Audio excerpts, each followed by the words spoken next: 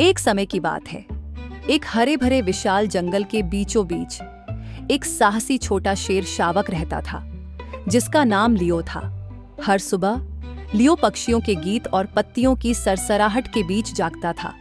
लियो जम्हाई लेते हुए, आह कितनी सुंदर सुबह है, आज मेरे लिए कौन सी रोमांचक यात्रा इंतजार कर रही होगी।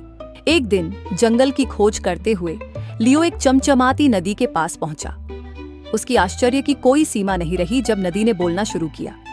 नदी मधुर और बहते हुए स्वर में, नमस्ते छोटे लियो, मैंने वर्षों से इस जंगल की देखभाल की है।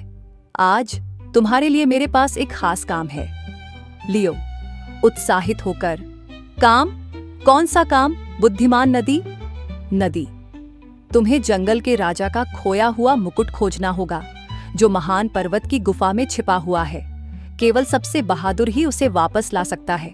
लियो ने नदी की बताई हुई दिशा में बहादुरी से कदम बढ़ाया और जल्द ही महान पर्वत की गुफा के दरवाजे पर पहुंच गया। गुफा के अंदर अंधेरा और रहस्यमय था, लेकिन लियो ने हिम्मत नहीं हारी। लियो दृढ़ता से, मुझे मुकुट ढूंढना है, मैं यह कर सकता हूं। गुफा के गहरे हिस्से में लियो को एक चमचमाता हुआ मुकुट दिखाई दिया, जो एक पत्थर की वेदी पर रखा हुआ था और सुनहरी रोशनी में चमक रहा था।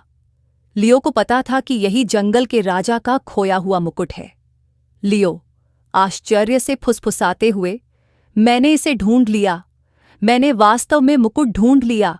लियो ने मुकुट को जंगल के राजा को लौटाया, जो किसी बहादुर के द्वारा इसे वापस लाने की प्रतीक्षा कर रहे थे।